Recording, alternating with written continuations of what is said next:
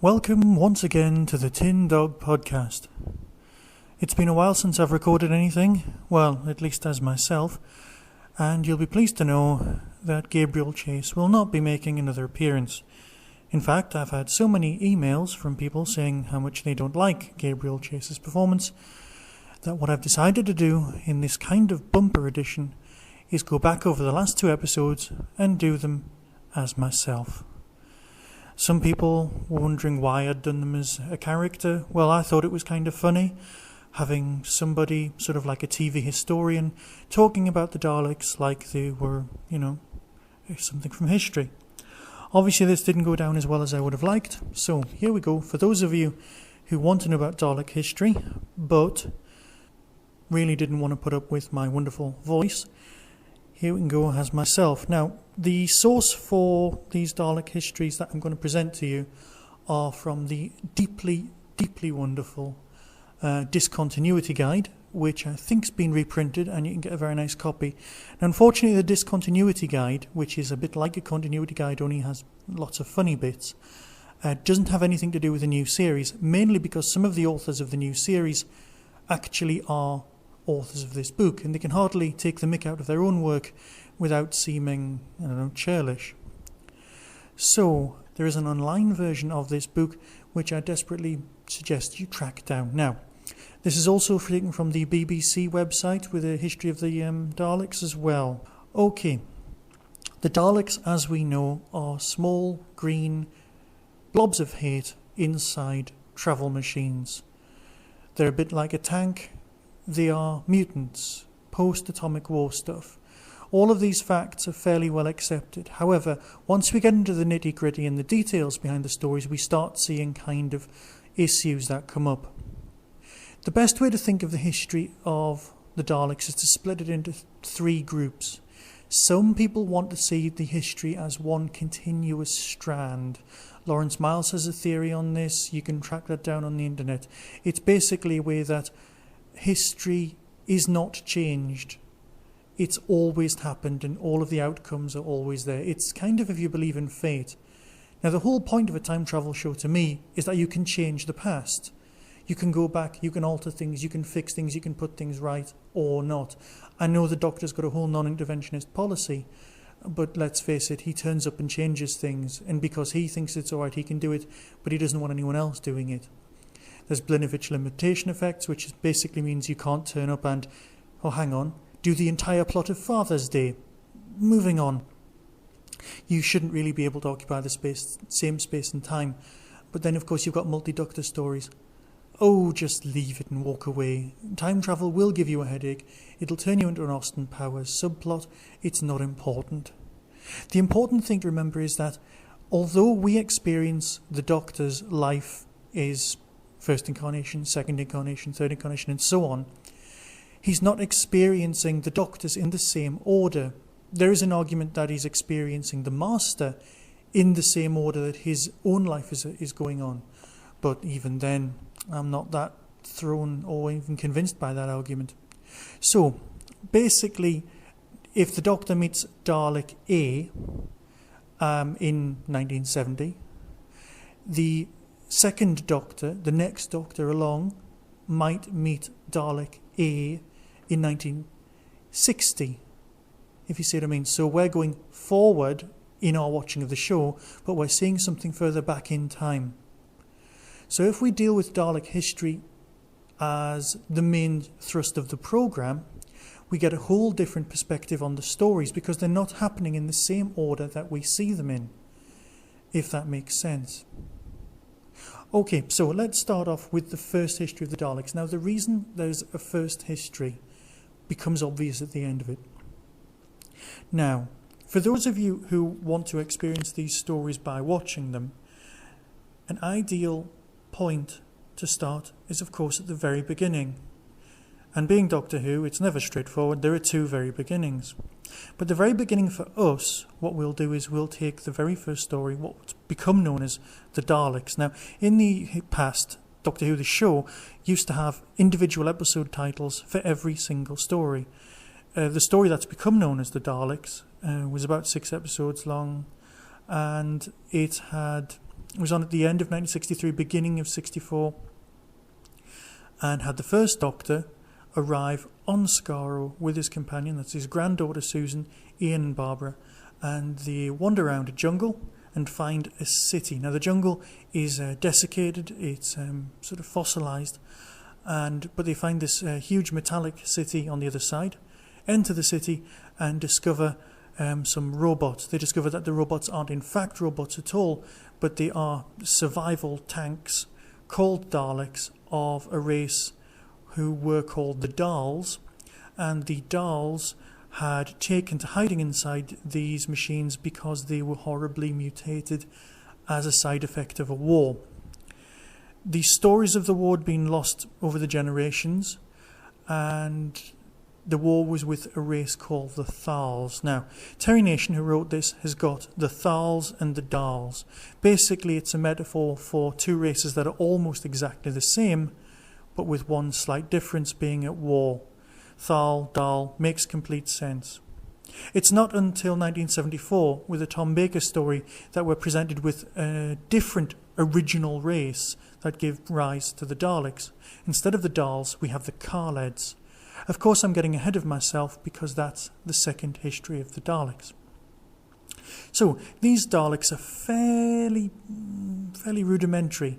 They can't leave the city, they run on static electricity, they're not particularly advanced.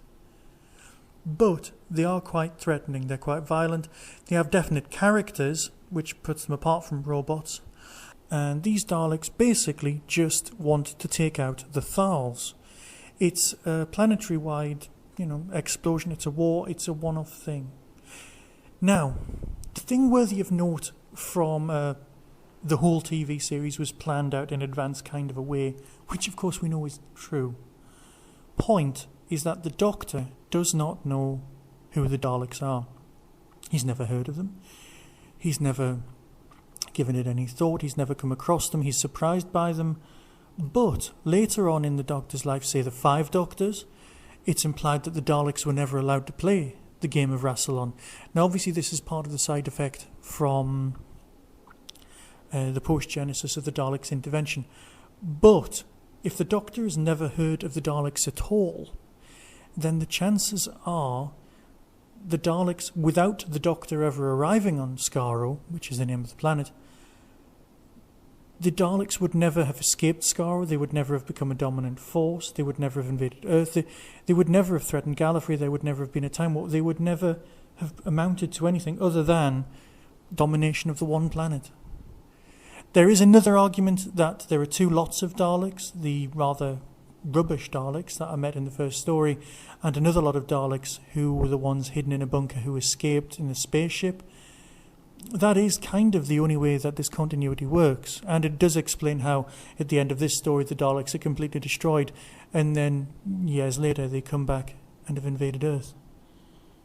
So the fact that the Doctor hasn't experienced the Daleks does lead me to believe that the Doctor is responsible for the Daleks becoming what they eventually become, which is a galactic threat, a universal threat. I'm probably just confusing people. Shall I move on? So, the next story in this Dalek history seems to be the Daleks' invasion of Earth. Also, it's the second story that we experience as viewers. Daleks' invasion of Earth we see at some point in the 22nd century. It's important to work out, or to realise, that the Doctor never establishes a date for this story. He often says things like 1,000,000 years in the future, but you do get the feeling that he's just kind of saying that to fob off Ian and Barbara. You do also get the feeling with the first Doctor there's a lot of fobbing off involved. Kind of a, if I just stand here and look impressive, you'll leave me alone kind of a thing.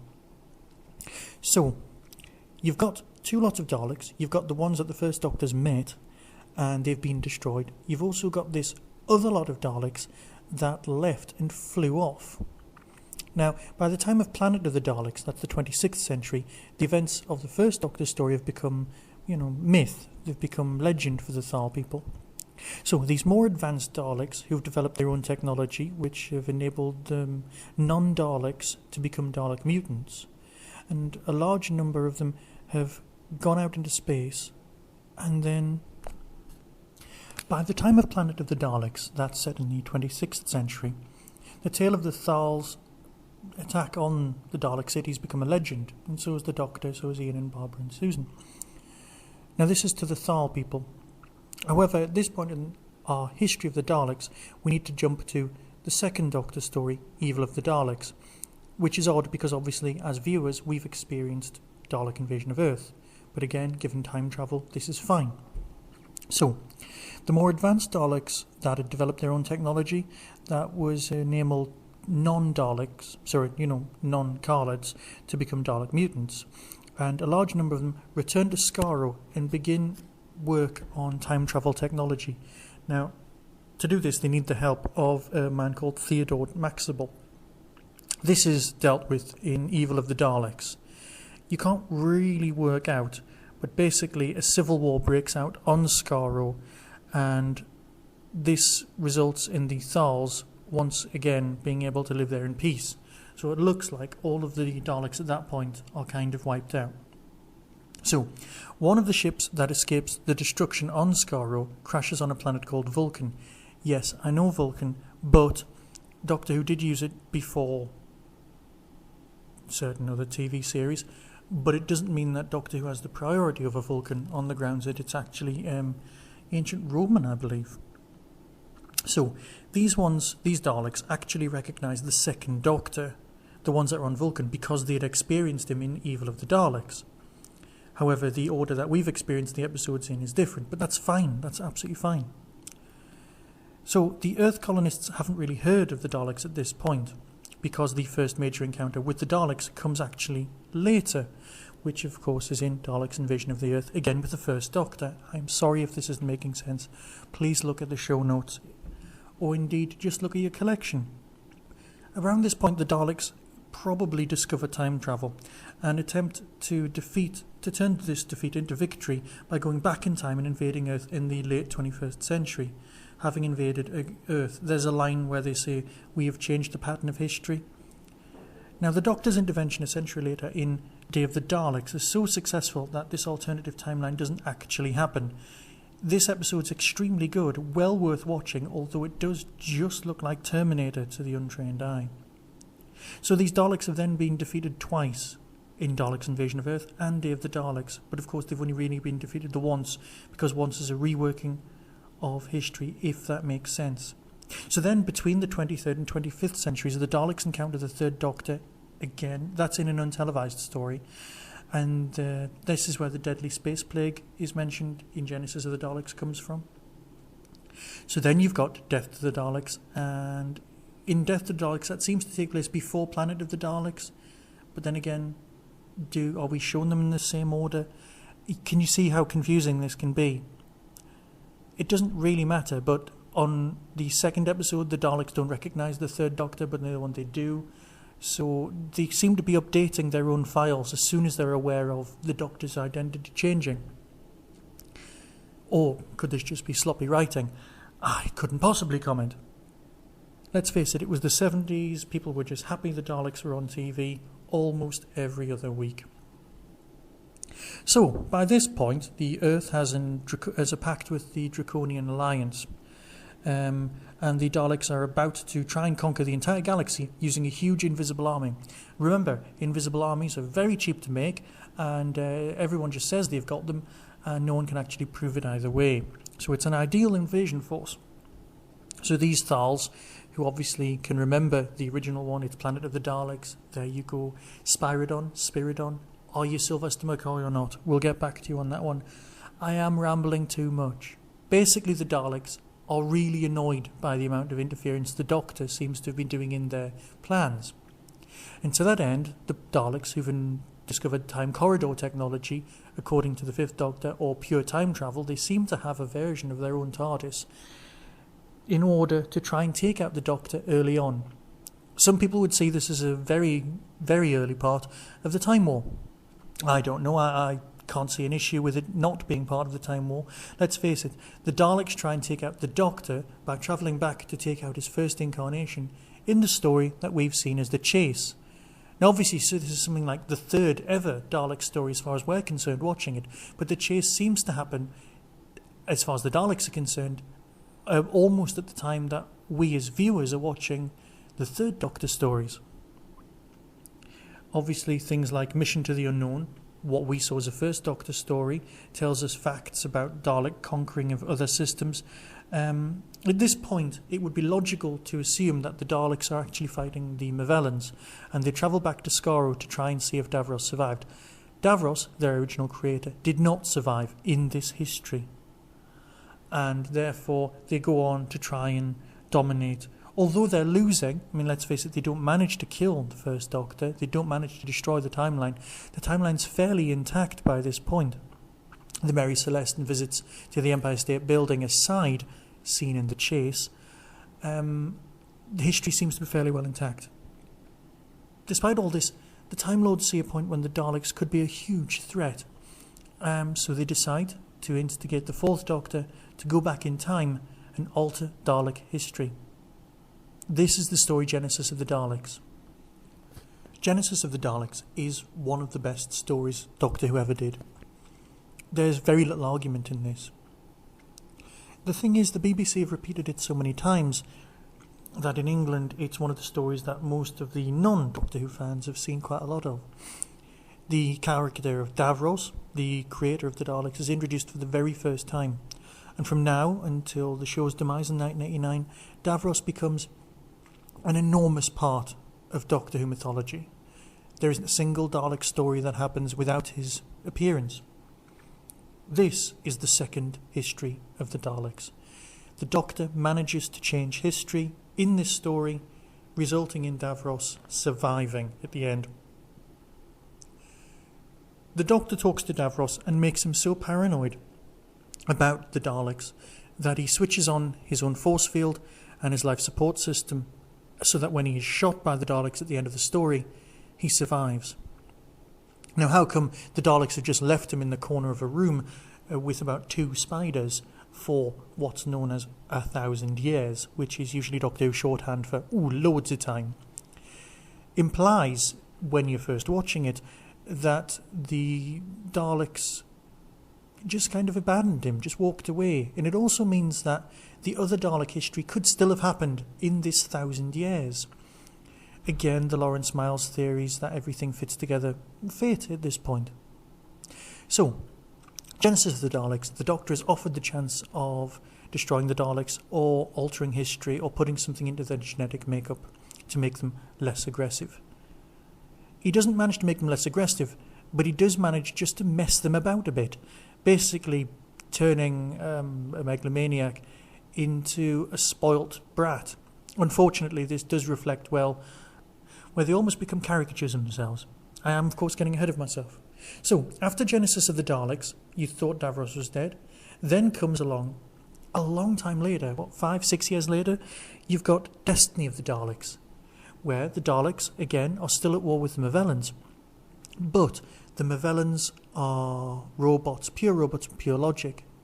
It's a very, very nice story. A lot of people don't like it. Skaro, of course, is still the desolate wasteland that we saw in Genesis, not the jungle we saw in the original Dalek story. Is there a reason for this? Is it just another section of Skaro over the horizon, or is there still a frozen jungle? I just don't know. At the end of Resurrection of the Daleks, Davros, the creator of the Daleks, is taken away by human forces and put on trial. Now, he seems to be guilty of trying to make his own race survive. The trials of Davros are never actually seen, unless, of course, you count some lovely stage productions, which I've never got around to. They're discussed in the third history of the Daleks. But this point, we're talking about stuff which has just been on TV. This is stuff which is pure canon, pure history, pure stuff you can watch, you can go back to, you can experience, you can discuss, without fear of somebody going, oh yeah, but that didn't really happen, or that's just a story, or that's just something we heard. That's what a lot of Doctor Who fans discuss as canon. I can do a whole show on this another time, but basically, stuff that's been on TV is real, stuff that's been in another media is seen by some fans as less real or less fitting in with history. I choose to think that with it being a time travel show, being a multiverse show, all bets are off, all versions of the story are true to some extent. Crashing on. Destiny of the Daleks is followed for us, the viewer, and for Dalek history by Resurrection of the Daleks. Resurrection of the Daleks is seen with Davros frozen. Leslie Grantham's in this story, for those EastEnders fans amongst us. I think it was his first TV role, could be wrong. And Rodney Bewes. It's one of those 80s star-studded things where none of the stars actually meet up. Of course, the guy who plays Lytton in one of the Cyberman stories is in this. Not important, we'll come back to it. You think the Dalek history is complicated? Wait till you experience the Cyberman history. Moving on. At the end of Resurrection of the Daleks, Davros kind of is attacked by the virus that the Movellans used to win the war. Davros is exclaiming that he isn't a Dalek and is shouting and ranting about not being a Dalek. I'm not a Dalek, and he starts taking ill in exactly the same way that Daleks take ill. Now, the fact that the virus could just attack the Khalid mutant and Davros was a Khalid could be connected. I don't know. He never seemed to grasp this. But the fact that the Daleks are very good geneticists still stays with us today. So at the end of that story, you think Davros is dead. He escapes and goes off. Now, Davros escaping is all well and good, which brings us to the 6th Doctor story, Revelation of the Daleks. Revelation of the Daleks is a great story. However, the first part of the story doesn't have the Doctor in it very much, which was a huge problem when you were a kid watching Doctor Who at the time. You're going, it's a load of backstory, it's very nice, it's got Davros in it, what more do you need? It's all mystery, it's suspense, but is the Doctor in this story, or is he just wandering around a graveyard for 40 minutes until the last 5 minutes when you see some bloke after keeping up appearances? Davros in this story is on the planet Necros. He's described himself as the Great Healer and is basically on the run from the Daleks. He's on the run from the real Daleks because secretly in the vaults of this enormous cemetery, Davros is creating new Daleks. He's taking Dalek human tissue from across the universe, and turning them into Daleks, into conditioned creatures. Now, the whole point of the original Dalek was for the Skaro people to survive. But now Davros is creating a whole new race of creature, something different. These Daleks become known as the Imperial Daleks, the white Daleks. They're the ones with the gold knobbly bits, or cream. They're cream with gold. They're quite nice to look at. They're very Art Deco. The real Daleks, the ones from Skaro, aren't happy about this, and as always, they're really into racial purity. They turn up to arrest Davros and take out the other Daleks. So we've got 2 lots of Daleks. This whole 2 lots of Dalek theme runs all the way through the very last story. This is the Sylvester McCoy story, Remembrance of the Daleks. Remembrance of the Daleks is part of that whole looking back at Doctor Who history sort of thing. You've got someone who could be seen as Davros, who isn't Davros, who's a child, in the very first episodes. When you're watching this, when you were a kid, you were convinced that Davros had his back to you. Remembrance of the Daleks is a lovely story to watch. It's got some errors, things like Sylvester McCoy saying they're creatures encased in bonded polycarbide armour. And all of the old school fans went, what, Daleks aren't in armour made of Dalekanium anymore? What, are they like budget versions of Daleks? And then some bricks fall on them and kill them, and you realise, yes, they are budget versions of Daleks. So, the main thrust of this story is the Doctor's trying to orchestrate, in 1963, a lovely battle between Dalek A, who are the new Daleks, the Daleks in orbit. Now, they're the Daleks that you think are the traditional Daleks, but in fact, they're the ones run by Davros. Davros is now only a head in what looked like the old-fashioned Emperor Dalek casing. There's a black Dalek on Earth running things from sort of down here, and they're both trying to get their hands on an object from Gallifrey called the Hand of Omega, which is a stellar manipulator, or the sort of thing you fly the sun to turn it into a black hole so you can run time experiments. Apparently, the white-haired fella, or the first Doctor as he's known, left the Hand of Omega on Earth. Left the Hand of Omega on Earth in 1963, a mere month or so before this story's set, which implies that the first Doctor left Gallifrey with Susan and the Hand of Omega and left it there because of the threat from the Daleks. But as we've discussed earlier, about 10 minutes ago, the Doctor didn't know about the Daleks. They were unknown to him. You see, things like the Fifth Doctor saying the Daleks were very good at the game of death and the Gallifreyans always being worried about the Daleks isn't implied at the beginning, which for me means that the best way to defeat the Daleks completely is to remove the Doctor from the time stream. A universe without the Doctor is well worth discussing, but that would be for another time. So, in 1989, we're left with Davros escaping the ship and ending up in orbit around Earth, both Dalek factions completely destroyed, and Skaro being a complete burnt-out husk because the stellar manipulator crashed straight into Skaro. Skaro is completely destroyed, the Daleks are largely wiped out, Davros is in orbit, that's where it finishes. Which kind of brings us up to the third history of the Daleks. This is the spurious bit. This is the bit that takes us from the end of Revelation through the 9 years when the series is off and into this new series of Doctor Who. The best place to find Doctor Who during these wilderness years was on the pages of Doctor Who magazine. Also, the Virgin novels, and then, following the McGann movie, the BBC novels. Now, Virgin's writing guide consisted mainly of big warnings saying, no multi-Doctor stories, don't meet the Daleks, we can't afford them, please go away and write original stories.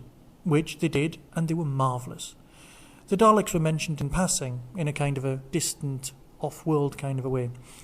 The character of Ace eventually left the Doctor for a while to fight Daleks, and came back as an older, wiser Dorothy McShane, or whatever they decided her surname was, after fighting them. The new adventures were great. They were fabulous. And eventually, of course, after the McGann film, worthy of note because the Daleks seem to sound like Smurfs and have put the Master on trial. Yes, why was the Master on trial? Why was he... Just let it go there. The Daleks have put the Master on trial in the Paul McGann 8th Doctor story, and that's why the Doctor turns up on Skaro and gets the ashes. You never see a Dalek, you just hear them.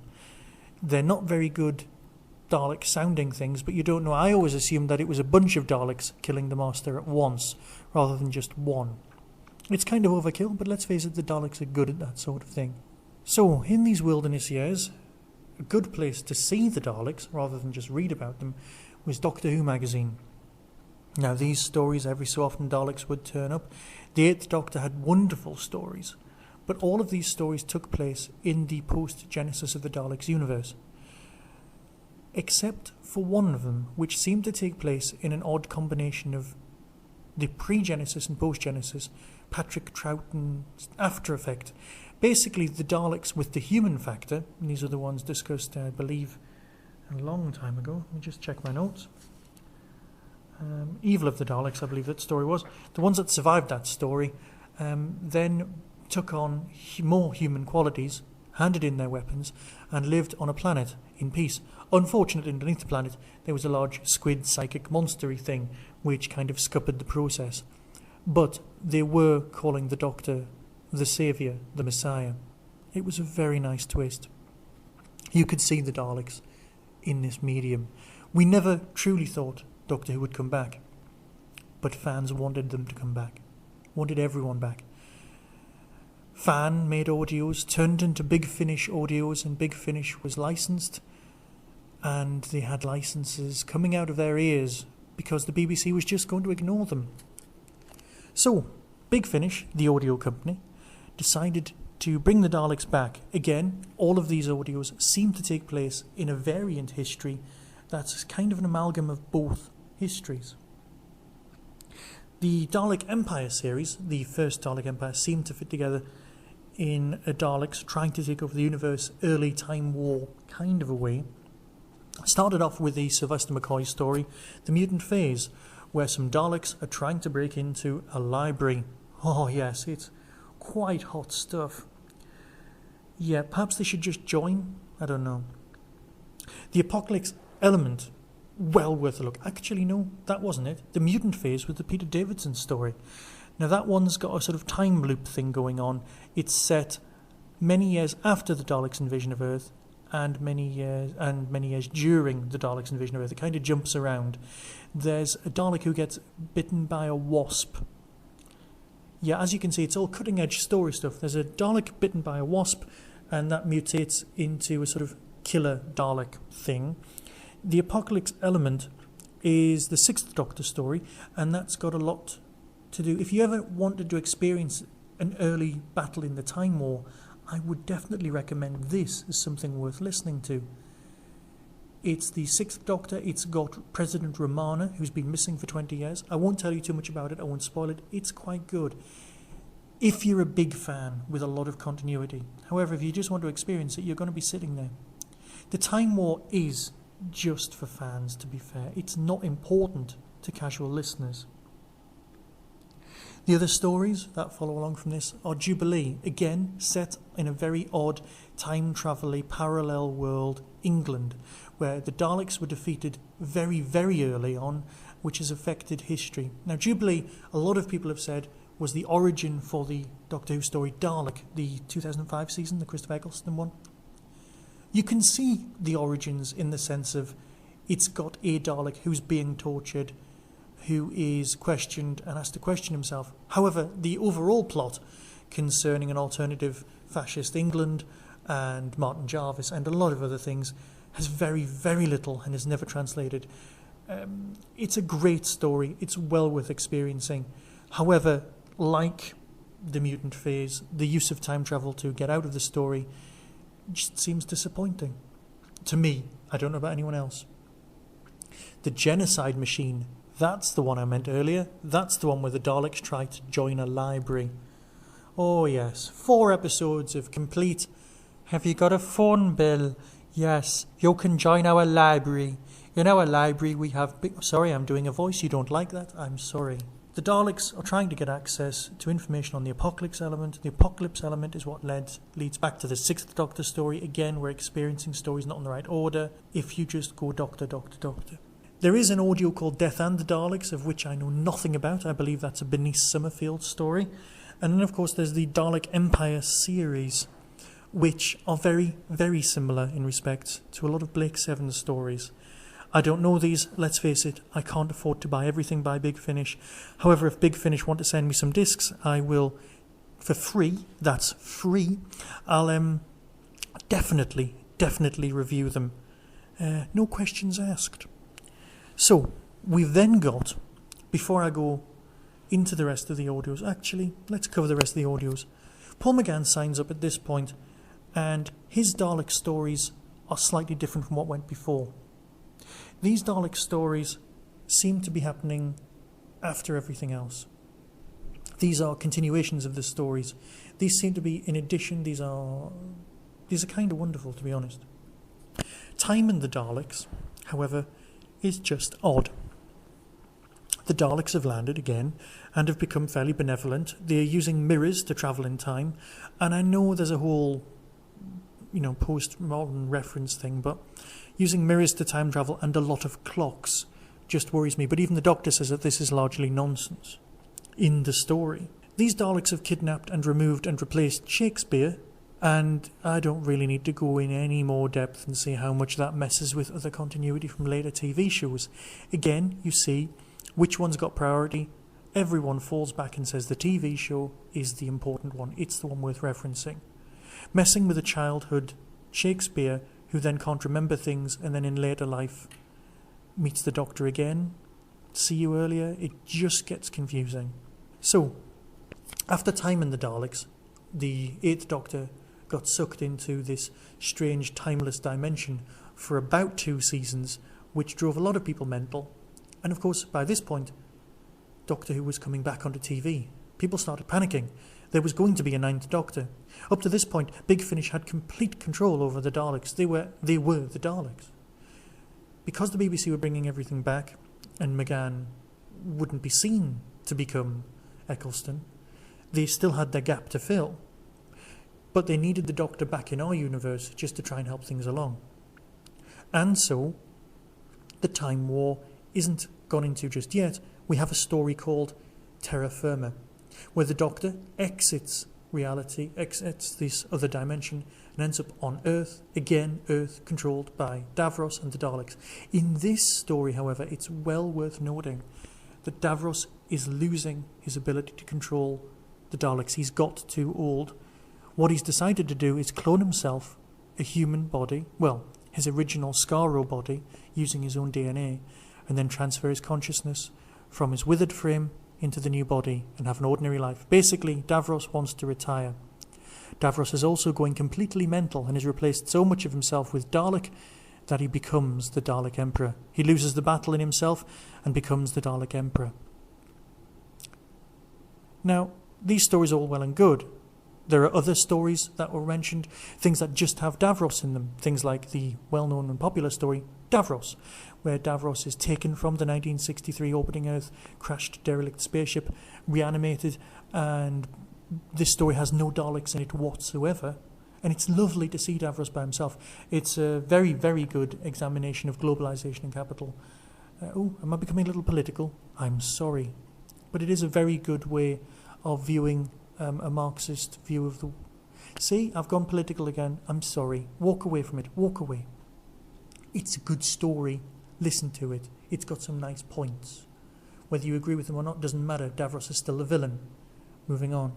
There's another story, The Juggernauts, where Davros finds a load of mechanoids and uses the parts left over from another Doctor Who story, the old heads and body parts, to reanimate the mechanoids. And let's face it, it does feel like a bit of old Doctor Who stories all glued together. It's very good, it's got Mel in it, and you get to hear the actor who plays Davros' voice, his real voice, which is good, unless you're a fan of The Archers, and then you just go, hang on, he's in The Archers. So, we've got Renaissance of the Daleks. Again, it's a Peter Davison story. Again, it's a twisting about with time story. These are all Big Finish tales.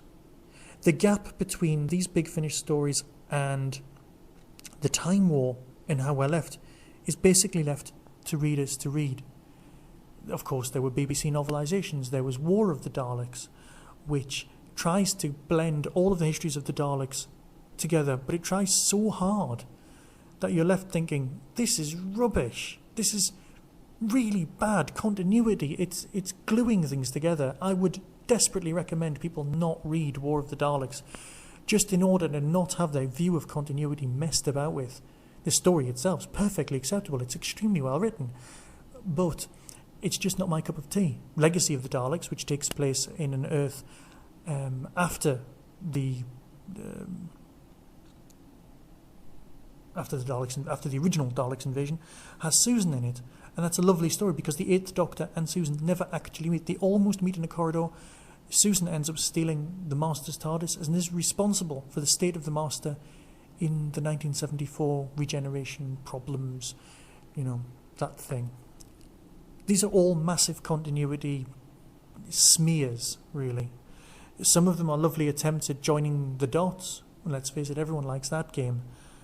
But as a larger history of the Daleks, you can take or leave the Big Finish stuff. I prefer to take it. I love the Big Finish stuff.